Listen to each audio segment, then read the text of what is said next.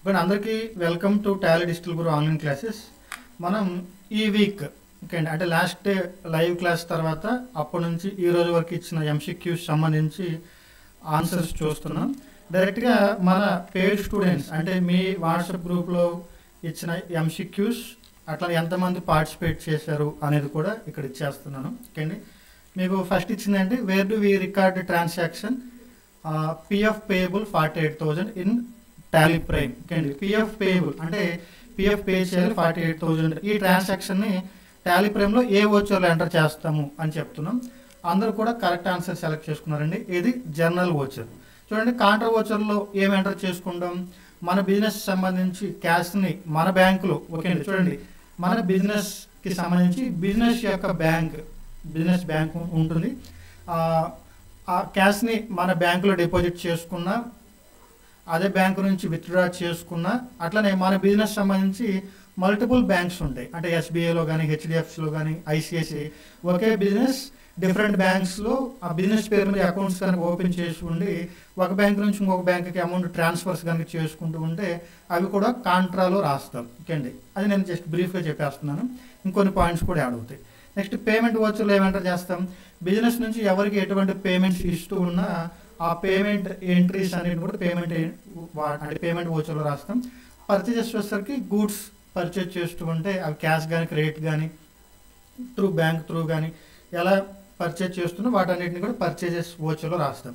GST కూడా ఉంటే అప్పుడు వేరే సినారియో, అది నేను ఇక్కడ డిస్కస్ చేయట్లేదు, ఈ ఎంసీక్యూ వరకే చెప్తున్నాను. ఓకే అండి, జనరల్ ఓచర్లో వచ్చేసరికి maximum adjustment entries, payable entries, okay అండి, రిసీవబుల్ ఎంట్రీస్, ఇలాంటివన్నీ కూడా జనరల్ ఓచర్లో రాస్తాం. ఓకే అండి, ఎంతమంది 31 మెంబర్స్ పార్టిసిపేట్ చేశారు, అందరూ కూడా కరెక్ట్ ఆన్సర్ పెట్టారు. ఓకే అండి, వెరీ గుడ్. నెక్స్ట్ ఇచ్చింది శివకృష్ణ ఇంట్రాస్టేట్ సేల్స్ చేస్తున్నారు. అవుట్వర్డ్ సప్లై అంటే సేల్స్ చేయడం. ఎంత 40,000కి సేల్ చేస్తున్నారు. ట్యాక్సిబుల్ వాల్యూ ఎంత, ట్యాక్స్ పర్సెంటేజ్ ఎంత, 18%. ఓకే అండి, 40,000 మీద 18% అంటే ఎంత అండి, 7,200.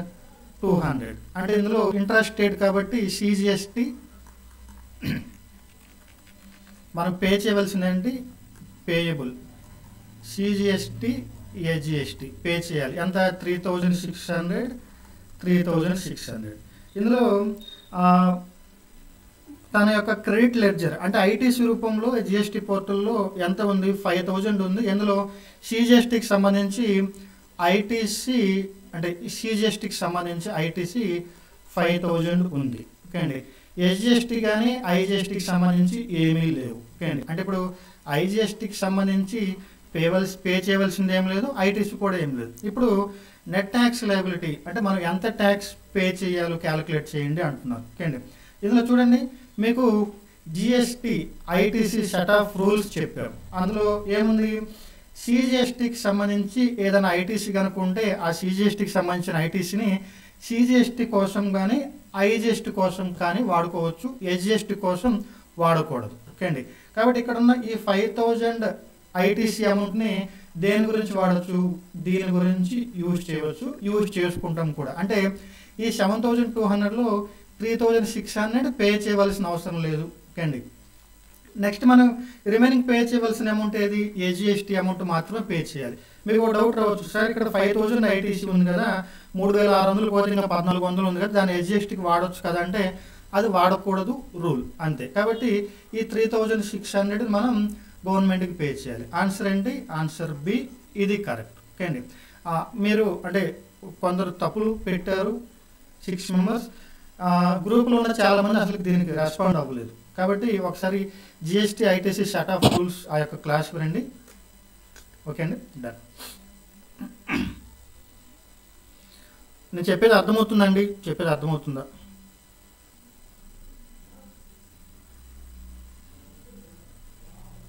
అర్థమైతే సి అని టైప్ చేయండి.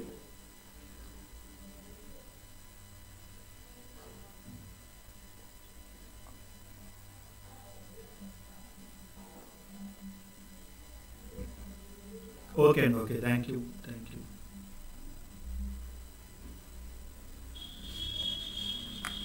నెక్స్ట్ అండి, ఇక్కడ ఇచ్చిన వాటిలో GST duty tax duty ledger కానిది ఏంటి అని అడుగుతున్నారు. ఓకే అండి. CGST central goods and service tax, SGST state goods and service tax, IGST integrated goods and service tax. ఈ 3 విన్నాం కానీ ఎఫ్జిఎస్టీ ఇప్పటివరకు వినలేదు, అది లేదు కూడా. ఓకే, జిఎస్టీ యాక్ట్లో లేదు. కాబట్టి ఇక్కడ ఉన్న వాటిలో జిఎస్టీ కాని ట్యాక్స్ ఏంటి అంటే అందరూ కూడా కరెక్ట్గా ఆన్సర్ చేశారు. 47 మెంబర్స్ రెస్పాండ్ అయ్యారు. అంటే ఇది చాలా సింపుల్గా ఉంది కాబట్టి అందరూ ఆన్సర్స్ పెట్టారు అనుకుంటున్నాను. ఓకే అండి, ఇక్కడ ఆన్సర్ కరెక్ట్, అందరు కూడా కరెక్ట్. నెక్స్ట్ ఇక్కడ ఇచ్చిన వాటిలో అకౌంటింగ్ కాన్సెప్ట్ కానిది ఏంటి అని అడుగుతున్నారు. ఇక్కడ కూడా 45 మెంబర్స్. ఇది కూడా స్టార్టింగ్ క్లాసెస్ కదా, మనకి టోటల్ 75 క్లాసెస్. స్టార్టింగ్ ఒక 30-40 క్లాసెస్ వరకు బాగా డెడికేటెడ్గా వింటారు. ఆ తర్వాత నుంచి స్లో అయిపోతున్నారు స్టూడెంట్స్ అంటూ. అలా ఆపేయకూడదండి, అన్ని క్లాసెస్ వినాలి. ఈ కాన్సెప్ట్స్ అన్ని స్టార్టింగ్ క్లాసెస్లో ఉంటాయి కాబట్టి అందరికీ తెలుసు కాబట్టి అందరూ రెస్పాండ్ అవుతున్నారు. Okay, very good. కానీ మిగతా క్లాసెస్ కూడా చూడాలి, జిఎస్టీ, టీడీఎస్ వీటన్నిటిని కూడా చూసి ఆ రిలేటెడ్ క్వశ్చన్స్ కూడా రెస్పాండ్ అవ్వాలి. ఓకే, ఇక్కడ సింపుల్గా చెప్తున్నాను.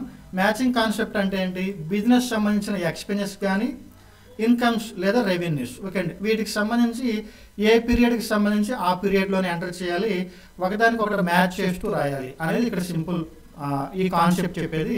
దీని గురించి నేను క్లోజింగ్ స్టాక్ క్యాలిక్యులేషన్స్ ఆ క్లాసులో క్లియర్గా చెప్పాను, ఒకసారి జాగ్రత్తగా వినండి. నెక్స్ట్ ఎక్రూవల్ కాన్సెప్ట్, ఇది దేని గురించి చెప్తుంది? ఇది కూడా సేమ్ మ్యాచింగ్ కాన్సెప్ట్ లాగానే ఉంటుంది. ఈ ఎక్రూవల్ కాన్సెప్ట్ దీనికి అంటే ఇది దేనికి సంబంధించింది? ఏదైనా ఒక పీరియడ్లో మీరు ఎక్స్పెన్సెస్ని ఇంకర్ అయి ఉంటారు, వాటికి సంబంధించి పే చేసినా పే చేయకపోయినా అదే పీరియడ్లో రాయాలి. అట్లా ఇన్కమ్స్ కూడా ఏ పీరియడ్కి సంబంధించిన ఇన్కమ్స్ని ఆ పీరియడ్లో రిసీవ్ చేసుకున్నా రిసీవ్ చేసుకోకపోయినా అదే పీరియడ్లో రాయాలి అని చెప్పేది ఎక్రూవల్ కాన్సెప్ట్. మనీ మెజర్మెంట్ కాన్సెప్ట్ ఏం చెప్తుంది? మీరు అకౌంటింగ్ బుక్స్ మెయింటైన్ చేసేటప్పుడు ఏ ట్రాన్సాక్షన్ అయినా కానీ వాటిని మనీ రూపంలోకి కన్వర్ట్ చేస్తూ వాటి మనీ రూపంలో మెజర్ చేస్తూ మాత్రమే రాయండి, నాన్ మానిటరీ రూపంలో రాయడానికి లేదు అని చెప్తుంది. ఓకే అండి, అసలు ఈ కాన్సెప్ట్ లేదు, దాని గురించి చెప్పడానికి ఏం లేదు. ఓకే, నెక్స్ట్ బిజినెస్ సంబంధించి లోన్ తీసుకుంటున్నాము హెచ్డిఎఫ్సి బ్యాంక్ నుంచి 25 lakhs. ఇది టాలీలో ఎందులో రాయాలి అని చెప్తున్నాం. ఓకే అండి, ఇక్కడ అందరూ కూడా కరెక్ట్ ఆన్సర్ పెట్టారు, రిసిప్ట్ వోచర్ అని. కానీ నేను మీకు గ్రూపులో అడిగాను కాంట్రా వోచర్ ఎందుకు కాదు అని అడిగాను. కానీ దీనికి సంబంధించిన రీజన్ మురళి అనే పర్సన్, మురళి అనా, ఒక్క నిమిషం చూస్తాను, ఐ థింక్ మురళినే అనుకుంటాను. అతను ఒక్కతనే కరెక్ట్ ఆన్సర్ పెట్టారు, మిగతా ఎవరు కరెక్ట్ ఆన్సర్స్ పెట్టలేదు. అంటే కరెక్ట్ ఆన్సర్ అంటే మీరు నాకు వాయిస్ ఆన్సర్స్ పంపిస్తారు కదా, ఎవరి ఎక్స్ప్లెనేషన్ కూడా కరెక్ట్గా లేదు. ఓకే అండి, దీని గురించి కొంచెం బ్రీఫ్గా చెప్తాను, జాగ్రత్తగా వినండి. ఇది ఇట్లాంటి ట్రాన్సాక్షన్స్ని కాంట్రాలోనా రిసిప్ట్లోనా ఎందులో ఎంటర్ చేయాలి అనేది జనరల్గా వచ్చే కన్ఫ్యూజన్. ఒకసారి కాంట్రా వోచర్లో ఎటువంటి ఎంట్రీస్ రాస్తాము అనేది జాగ్రత్తగా చూడండి. ఓకే అండి, కాంట్రా వోచర్. ఓకే అండి, బిజినెస్ సంబంధించిన క్యాష్ని బిజినెస్ యొక్క బ్యాంకులో డిపాజిట్ చేసిన విత్డ్రా చేసిన. ఓకే అండి, ఏది బ్యాంకులో డిపాజిట్ చేసిన, బ్యాంకు నుంచి విత్డ్రా చేసిన, దేని గురించి విత్డ్రా చేసుకుని ఉండాలి? బిజినెస్ కోసం యూటిలైజ్ చేసే పర్పస్ మీద విత్డ్రా చేసుకుంటేనే అప్పుడు వాటిని కాంట్రా వోచర్లో రాస్తాం. అలా కాకుండా బిజినెస్ యొక్క బ్యాంకు నుంచి పర్సనల్ పర్పస్ మీద కనుక డ్రా చేసుకుంటే అప్పుడు ఎందులో రాస్తాం? పేమెంట్ వోచర్లో రాస్తాం. అది మళ్ళీ డిఫరెంట్ కాన్సెప్ట్. నెక్స్ట్ ఒకే బిజినెస్కి 2-3 బ్యాంక్స్ ఉన్నాయి. ఫర్ ఎగ్జాంపుల్ మనందరం ఒక బిజినెస్లో అకౌంటెంట్ వర్క్ చేస్తున్నాం. మన బిజినెస్ సంబంధించి హెచ్డిఎఫ్సిలో బ్యాంక్ అకౌంట్ ఉంది, ఎస్బీఐలో బ్యాంక్ అకౌంట్ ఉంది. 2 అకౌంట్లు మన బిజినెస్ సంబంధించిన అకౌంట్లే. ఇక్కడ ఒక బ్యాంకు నుంచి ఇంకొక బ్యాంకుకి ట్రాన్స్ఫర్ చేస్తున్నాం, హెచ్డిఎఫ్సి నుంచి ఎస్బీఐ కానీ ఎస్బీఐ నుంచి హెచ్డిఎఫ్సి కానీ. ఇక్కడ చూడండి, ఇక్కడ క్యాష్ని బ్యాంకులో డిపాజిట్ చేసిన, బ్యాంకుల నుంచి క్యాష్ తీసుకొచ్చిన మన అమౌంటే. సింపుల్గా చెప్పాలంటే పై జేబులను తీసి కింది జేబులు పెట్టుకోవడం అంతే. అంటే అమౌంట్ ఎక్కడికి వెళ్ళట్లేదు, అయితే మన బ్యాంకులో ఉంటుంది లేదా వచ్చి మన బిజినెస్లోకి వచ్చి ఉంటుంది. సేమ్ ఇక్కడ కూడా ఒక బ్యాంకు నుంచి ఇంకొక బ్యాంకులోకి ట్రాన్స్ఫర్ అవుతుంది కానీ ఇది బయట వ్యక్తులకు వెళ్ళట్లేదు. ఓకే అండి, ఇట్లాంటి వాటిని కాంట్రా ఎంట్రీస్ అంటాము. ఇటువంటి వాటిని మాత్రమే కాంట్రా వోచర్స్లో ఎంటర్ చేస్తాం. నెక్స్ట్ ఇక్కడ చెప్తున్నది ఏంటి? లోన్ తీసుకుంటున్నాం అంటే మనం ఇక్కడ అప్పు తీసుకుంటున్నాం. ఇక్కడ బిజినెస్ లోన్ అనే దానికి సంబంధించి అండర్ గ్రూప్ ఏమొస్తుంది? ఓకే అండి, మనం విత్ షూరిటీ ఇచ్చి కనుక లోన్ తీసుకుంటే సెక్యూర్డ్ లోన్స్ అనే అండర్ గ్రూప్ తీసుకుంటాం. వితౌట్ షూరిటీ కనుక ఇచ్చి లోన్ తీసుకుంటే అన్సెక్యూర్డ్ లోన్స్ అని తీసుకుంటాం. ఓకే అండి, ఏందాక చెప్పుకున్న దాంట్లో బిజినెస్ సంబంధించిన బ్యాంక్ అకౌంట్లకి అండర్ గ్రూప్స్ ఏం తీసుకుంటాం? బ్యాంక్ అకౌంట్ అని తీసుకుంటాం, అండర్ గ్రూప్స్. ఓకే అండి, ఏదైనా ఒక లెడ్జర్కి అండర్ గ్రూప్ బ్యాంక్ అకౌంట్ అని కనుక తీసుకుంటే వాటికి సంబంధించిన ఎంట్రీస్ కనుక రాస్తే మనం కాంట్రా వోచర్లో రాస్తాం.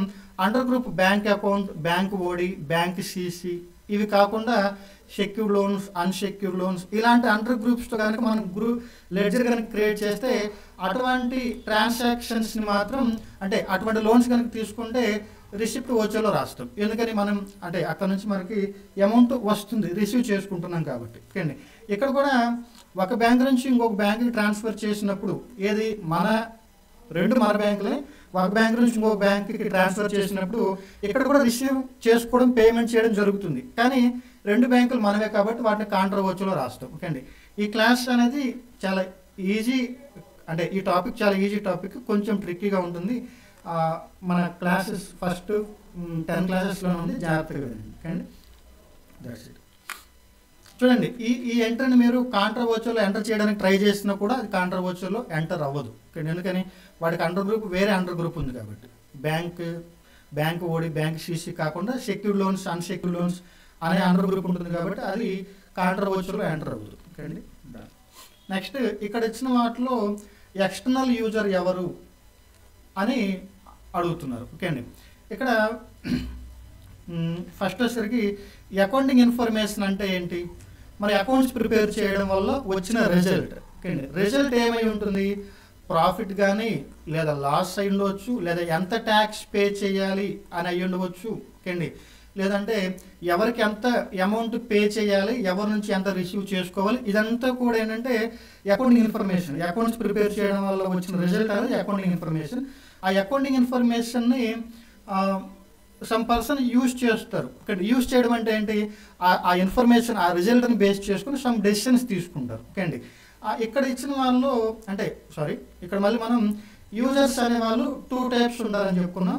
ఇంటర్నల్ యూజర్స్, ఎక్స్టర్నల్ యూజర్స్ అని. ఇంటర్నల్ యూజర్స్ అంటేనేమో బిజినెస్ లోపల ఉండే వ్యక్తులు, అంటే ఓనర్స్ కానీ, ఎంప్లాయీస్ కానీ, ఓకే అండి, మేనేజర్స్ కానీ, వీళ్ళందరూ కూడా బిజినెస్ లోపల ఉండేవాళ్ళు. ఎక్స్టర్నల్ యూజర్స్ అంటే అవుట్ సైడర్స్. ఓకే అండి, అవుట్ సైడర్స్. ఇంతకు మించి ఎక్కువ ఎక్స్ప్లెయిన్ చేస్తే కంప్లీట్ క్లాస్ చెప్పినట్లు అవుతుంది. ఇక్కడ ఆల్రెడీ మీరు క్లాస్ విన్నారు కాబట్టి సింపుల్గా చెప్తున్నాను. ఇక్కడ ఉన్న వాళ్ళు ఎక్స్టర్నల్ యూజర్ కాని వాళ్ళు ఎవరు అని అడుగుతున్నారు. ఓకే అండి, సప్లయర్స్ అనేవాళ్ళు బిజినెస్ లోపల వాళ్ళు కాదు, వీళ్ళు అవుట్ సైడర్సే, అంటే వీళ్ళు ఎక్స్టర్నల్ యూజర్సే కాబట్టి ఈ ఆప్షన్ కాదు. నెక్స్ట్ కస్టమర్స్ కూడా బిజినెస్కి అవుట్ సైడర్సే కాబట్టి వీళ్ళు కూడా కాదు. గవర్నమెంట్ కూడా అవుట్ సైడర్సే కాబట్టి వీళ్ళు కూడా కాదు. ఇక్కడ ఉన్న వాళ్ళు ఎక్స్టర్నల్ యూజర్ కాని వాళ్ళు అంటే ఇంటర్నల్ యూజర్ ఎవరంటే పార్ట్నర్స్. ఓకే అండి, పార్ట్నర్స్ అనేవాళ్ళు వీళ్ళు ఎటువంటి డెసిషన్స్ తీసుకుంటారు? అకౌంటింగ్ ఇన్ఫర్మేషన్ బేస్ చేసుకొని, for example profit or loss ఎంత అని తెలిసింది అనుకోండి, బాగా ప్రాఫిట్ వస్తుందంటే ఇంకా బిజినెస్ని ఎక్స్పెన్షన్ చేద్దాం ఇలాంటి థాట్లో ఉంటారు. అనుకున్నంత ప్రాఫిట్ కనుక రాకపోతే వీళ్ళు ఏం చేస్తారు? ఎటువంటి మెజర్స్ తీసుకుంటే ప్రాఫిట్స్లోకి వస్తాము, ఎట్లాంటి డెసిషన్స్ తీసుకుంటారు? ఏం చేసినా ప్రాఫిట్స్లోకి రాలేము అని కనుక అనిపిస్తే ఏం చేస్తారు? బిజినెస్ని క్లోజ్ చేస్తారు. ఓకే అండి, ఇక్కడ ఎక్స్పెన్షన్ చేయాలి అన్నా, ఓకే అండి, ఇక్కడ ఎక్స్పెన్షన్ చేయడం అన్నా, లేదంటే లాస్లో ఉన్నదాన్ని ప్రాఫిట్లోకి తీసుకురావడం అన్నా, క్లోజ్ చేయడం అన్నా, ఇవన్నీ ఏంటి? Some decisions. ఓకే అండి, వీటన్నిటిని దేన్ని బేస్ చేసుకుని డెసిషన్స్ తీసుకుంటారు? ఈ అకౌంటింగ్ రిజల్ట్ని బేస్ చేసుకుని తీసుకుంటారు. అట్లనే సప్లయర్స్ అంటే ఇంటర్నల్ యూజర్స్ సమ్ డెసిషన్స్ తీసుకుంటారు, ఎక్స్టర్నల్ యూజర్స్ కూడా సమ్ డెసిషన్స్ తీసుకుంటారు. ఎటువంటి డెసిషన్స్ తీసుకుంటారు అనేది మీకు స్టార్టింగ్ క్లాసెస్లో బ్రీఫ్గా చెప్పాను. ఓకే, ఇక్కడ ఆప్షన్ ఇది. ఇంత చెప్పారు, ఎందుకు ఆన్సర్ ఏంటి సార్ అంటారు, ఇది ఆన్సర్. వీళ్ళు ఇంటర్నల్ యూజర్, ఎక్స్టర్నల్ యూజర్ కాదు. ఓకే అండి, ఇది కూడా అందరూ కరెక్ట్గానే ఆన్సర్ పెట్టారు. Next net profit or net loss, దీనిని ఎవరికి ట్రాన్స్ఫర్ చేస్తాం? ఓనర్కి ట్రాన్స్ఫర్ చేస్తాం, అంతే కదా. క్యాపిటల్ ఇక్కడ బిజినెస్ ఎంటిటీ కాన్సెప్ట్ ప్రకారం ఓనర్ వేరే, బిజినెస్ వేరే అయినప్పటికీ బిజినెస్ చేయడం వల్ల వచ్చిన రిజల్ట్ అంటే ఏంటి? ప్రాఫిట్ కానీ లాస్ కానీ అల్టిమేట్గా మళ్ళీ ఎవరికి వెళ్తుంది? ఓనర్కే వెళ్తుంది. ఇక్కడ ఓనర్కి సంబంధించిన లెడ్జర్ని ఎలా మెయింటైన్ చేస్తాం? క్యాపిటల్ అకౌంట్ అనే ఈ నేమ్ తోటి తన యొక్క లెడ్జర్ని మెయింటైన్ చేస్తాం. ఓకే, నెక్స్ట్ శిరీష్ అనే ఒక ఎంప్లాయీ ఉన్నారు. ఆ ఎంప్లాయీకి డ్యూరింగ్ ఫినాన్షియల్ ఇయర్ అంటే 2024-2025లో 35,000 పే చేసాం. ఓకే అండి. ఇందులో ఓపెనింగ్ అవుట్ స్టాండింగ్, ఓకే అండి, ఇది 1 ఏప్రిల్ 2024 అంటే ఓపెనింగ్ అవుట్ స్టాండింగ్. దీనికి సంబంధించి ఎంత, ఒక 2,500 ఈ 35,000లో కలిసి ఉంది 2,500. దాంతోపాటు కరెంట్ ఇయర్లో ఇంకా ఒక 7,500 ఇంకా పే చేసి ఉంది, ఇంకా ఒక 7,500 మనం పే చేయాలి. ఓకే అండి. ఇది ఇచ్చిన క్వశ్చన్. ఇందులో మనల్ని అడుగుతుంది ఏంటంటే 31 మార్చ్ 2025 నాటికి పిఎల్ అకౌంట్లో ఎంత శాలరీని డెబిట్ వైపు రాయాలి, అంటే శాలరీ ఎక్స్పెన్స్ లాగా ఎంత అమౌంట్ రాయాలి అనేది ఇక్కడ క్వశ్చన్. ఓకే అండి. ఇక్కడ మీకు ఎక్రోల్ కాన్సెప్ట్ కనుక గుర్తుంటే దీన్ని ఆన్సర్ చేయడం చాలా సింపుల్. ఓకే అండి. ఇక్కడ ఏంటి, ఏ పీరియడ్కి సంబంధించిన ఎక్స్పెన్సెస్ని మాత్రమే ఆ పీరియడ్లో రాయాలి. ప్రీవియస్ పీరియడ్ ఆ పీరియడ్లోకి వెళ్ళిపోతుంది, ఫర్దర్ పీరియడ్లోకి వెళ్తుంది. ఇక్కడ పీరియడ్ అంటే ఫైనాన్షియల్ ఇయర్. ఓకే అండి. ఇక్కడ అవుట్ స్టాండింగ్ శాలరీ ఈ 2,500 అనేది ఏ పీరియడ్కి సంబంధించి, ప్రీవియస్ ఫైనాన్షియల్ ఇయర్ ఓపెనింగ్ అంటే లాస్ట్ ఇయర్కి సంబంధించి. కాబట్టి ఈ 2,500 ఆల్రెడీ లాస్ట్ ఇయర్లో మనం పీరియడ్లో రాసి ఉంటాం కదా, ఖచ్చితంగా రాస్తాం. ఓకే అండి. కానీ ఈ 2,500 లాస్ట్ ఇయర్లో పే చేయలేదు, ఈ ఇయర్లో పే చేస్తాం. ఇప్పుడు జనరల్గా 31 నాటికి జనరల్గా ఏ బిజినెస్లో అయినా కానీ ఈ మంత్ పే చేయవలసిన శాలరీ ఈ మంత్ పే చేయం కదా, నెక్స్ట్ మంత్ 5th కానీ 10th పే చేస్తాం. కానీ దానికి సంబంధించిన ఎంట్రీస్ అన్ని పేయబుల్ ఎంట్రీస్ అని ఎప్పుడు రాస్తాం, 31కి అయితే 31కి పేయబుల్ అన్నట్టు రాస్తాం, నెక్స్ట్ మంత్ పే చేస్తాం. ఇది సింపుల్ కాన్సెప్ట్. ఓకే అండి. ఇక్కడ 2,500 లాస్ట్ ఇయర్ది కాబట్టి అది లాస్ట్ ఇయర్ పీఎంఎల్ అకౌంట్లోకి వెళ్ళి ఉంటుంది. కాబట్టి ఈ ఇయర్ పీఎంఎల్ అకౌంట్లో శాలరీ కింద చూపించాం కాబట్టి దీన్ని ఏం చేయాలి, లెస్ చేయాలి. అంటే ఓపెనింగ్ అవుట్ స్టాండింగ్స్ అనేదాన్ని ఇక్కడ మనం లెస్ చేస్తాం. నెక్స్ట్ క్లోజింగ్ అవుట్ స్టాండింగ్ అంటే కరెంట్ ఇయర్కి సంబంధించి 31 మార్చ్ 2025కి ఈ 7,500 పే చేయలేదంట. ఓకే అండి. పే చేయకపోయినా అది ఈ ఫైనాన్షియల్ ఇయర్లోనే రాయాలి కదా, కాబట్టి క్లోజింగ్ అవుట్ స్టాండింగ్ని ఈ ఇయర్లో రాస్తాం, కలుపుతాం. కాబట్టి ఈ 2,500 లెస్ చేస్తాం, 7,500 కలుపుతాం. 35,000లో ఇది తీసేస్తే ఫైనల్గా రిజల్ట్ ఎంత వస్తుంది, 40,000 వస్తుంది. ఓకే అండి. ఒకే ఒక పర్సన్ కరెక్ట్ ఆన్సర్ పెట్టారు. ఓకే అండి. వెరీ గుడ్ అండి, వెరీ గుడ్. ఇది ఆన్సర్ డన్. ఓకే అండి, డన్. 40,000 అనేది correct answer. Next cash bank నుంచి డ్రా చేస్తున్నాం. దేని గురించి, సరే అండి, ఇక్కడ డ్రా చేసేది ప్రొపరేటర్, కానీ దేని గురించి డ్రా చేస్తున్నారు, బిజినెస్ కోసమే డ్రా చేస్తున్నారు. ఓకే అండి. అది పర్సనల్గా డ్రా చేస్తే ఇంటర్ ఏమని రాస్తాం, drawings account debit to bank అని రాసేవాళ్ళు. ఓకే అండి. కానీ ఇక్కడ పర్సనల్ యూజ్ కాదు, బిజినెస్ కోసం డ్రా చేస్తున్నారు కాబట్టి దీనికి ఎంట్రీ ఏమని వస్తుంది, cash account debit to bank account అని వస్తుంది. ఇక్కడ ఏ లెడ్జర్ని డెబిట్ వైపు రాస్తాం, చిన్న స్పెల్లింగ్ మిస్టేక్ అండి, ఏ లెడ్జర్ని డెబిట్ వైపు రాస్తామంటే క్యాష్ అకౌంట్ని డెబిట్ వైపు రాస్తాం. ఓకే అండి. ఆప్షన్ సి అనేది కరెక్ట్. ఓకే అండి. ఇది లాస్ట్ వీక్ మనం ఎంసీక్యూస్ త్రూ మన పేడ్ స్టూడెంట్ గ్రూప్లో ఇచ్చిన ఎంసీక్యూస్. ఓకే అండి. అట్లనే యూట్యూబ్ చూస్తున్న వాళ్ళు ఎవరైనా ప్రాక్టికల్ వేలో అకౌంటింగ్ నేర్చుకోవాలి అనుకుంటే మాత్రం ఈ నెంబర్కి కాంటాక్ట్ అవ్వండి. ఓకే అండి. Thank you.